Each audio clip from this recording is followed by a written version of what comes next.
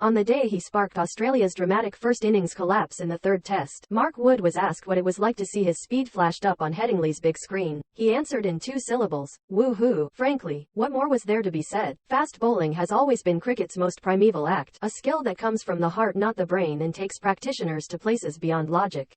Frank Tyson, the England quick who terrorized Australia in 1954-55, spoke of the glad animal action of bowling fast. On the other side of the Ashes divide, Dennis Lillee rejoiced in the sheer "I can fly" exhilaration. It's seeing that look of apprehension on your quarry's face.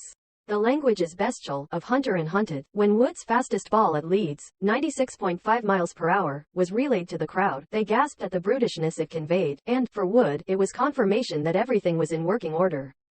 Woohoo indeed. Not that he came close to the world record. That is held by Pakistan's Shoaib Akhtar, who in a World Cup game against England at Cape Town in 2003 was clocked at 100.2 miles per hour and was known as the Rawalpindi Express. Strange, then, that the delivery, in the words of Wisden, was comfortably repulsed by Nick Knight. Since Shoaib, only 2 others have passed the mythical 100 miles per hour, both in one-day internationals for Australia. Brett Lee in 2005 against New Zealand at Napier, and Sean Tate in 2010 against England at Lord's. Wood says he can bowl faster than at Headingley, and with good reason. Last winter against Pakistan at Multan, he flew in at 97.3 miles per hour.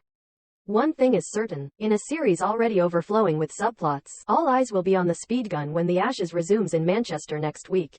Central to the drama surrounding fast bowling is the threat of physical danger, as if cricket becomes something the Romans might have bayed for in the Colosseum. Jeff Thomson, the slingy Australian who was once said to have clocked 99.8 miles per hour at Perth's WACA, was unapologetic about the edge this threat gave him. After putting an opponent in hospital for a week with a blow to the eye in a grade match, he admitted it was frightening to see this bloke just screaming and shaking and the pitch splattered with blood as it poured through his fingers.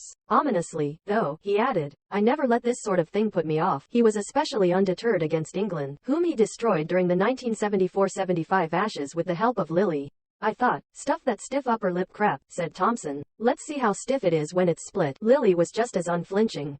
"I try to hit a batsman in the ribcage when I bowl a purposeful bouncer," he once said. "I want it to hurt, so the batsman doesn't want to face me anymore." The English players from that series, which Australia won 4-1, speak of shellshock, as if the balls were bullets and the crease a trench. David Bumble, Lloyd's after-dinner story about having his inadequate box snapped open and, painfully, shut by Thomson has given that tour more humor than it deserves. Above all, there is little time for maneuver against fast bowling. While a 90 miles per hour delivery might slow to about 80 miles per hour before pitching, then to 72 miles per hour after it hits the turf, that still leaves the batsman just 0.4 seconds to react. Yet a study in Western Australia once suggested you need 0.3 of a second to make any sense of where the ball may land and another 0.3 of a second to execute your stroke.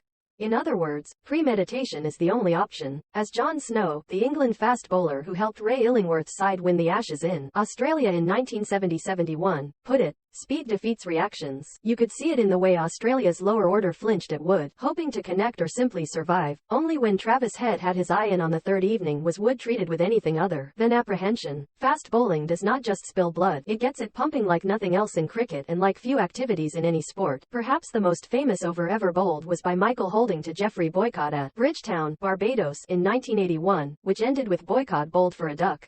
After he fell to Holding again in the second innings for a single, he was asked by a curious and brave waiter at the team hotel, "Did you see any of them?" Boycott, owner of arguably the tightest defense in the game's history, replied, "I saw them all. I just couldn't play any of them. Others chose not to play any of them." On a brute of a pitch in Jamaica in 1976, Bishan Bedi declared India's first innings on 306 for 6 to spare his lower order the ordeal of facing Holding, Wayne Daniel and co. In the second innings, India got to 97 for 2, but no further. 3 wickets fell for none, while the remaining 5 batsmen were absent hurt. It was sobering to think West Indies had not yet embarked on their reign of terror, in which the psychological and physical grip exerted by their 4-man attacks ensured they did not lose a test series between 1980 and 1995. See off Holding and Andy Roberts and you had to contend with Joel Garner and Colin Croft.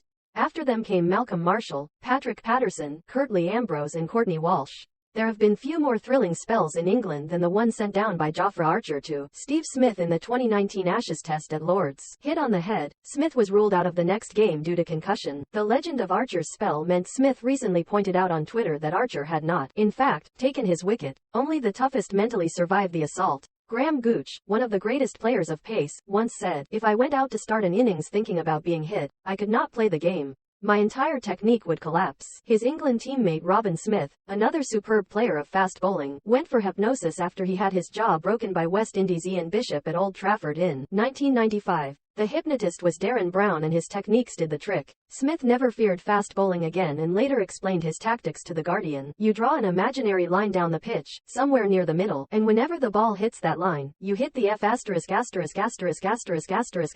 deck." Not all fast bowlers have been comfortable inflicting pain. England's Peter Lever could never forget hitting New Zealand number 11 Ewan Chatfield on the left temple at Auckland in 1975, years before protective headwear. Chatfield collapsed to the ground and swallowed his tongue. For a few seconds his heart stopped beating and it needed quick work by England physio Bernie Thomas to save his life. "I honestly thought I had killed him," said Lever. "I felt sick and ashamed.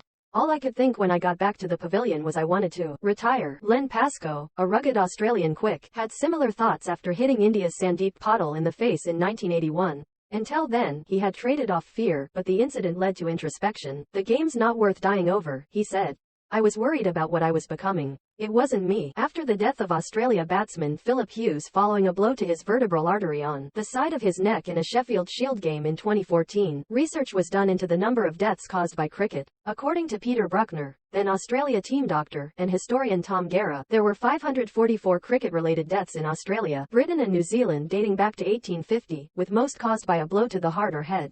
Since their research covered only 3 countries, the true number is likely to be much higher. Batsmen these days, of course, have more protection thanks to the introduction of helmets in the late 1970s, though this also means they are less likely to sway out of the way of bouncers, paradoxically increasing the chances of being hit. Are fast bowlers getting faster? Fred Truman of Yorkshire in England, who once described himself as the greatest bloody fast bowler that ever drew breath, would be appalled at the thought that he was not in the same category as Wood, even if footage suggests he was not. Yet fast bowling may be one area of human endeavor where progress is not plotted on a smooth curve. Harold Larwood, England's bodyline hero of 1932-33, was said to have touched 96 miles per hour, though the evidence for this is sketchy. Shoaib's record, meanwhile, has remained intact for 20 years. Since fast bowling is about more than the speed of the approach, it is easy to see why bowlers are not simply getting quicker. Also important are a long final stride, a braced front leg and the speed of the arm.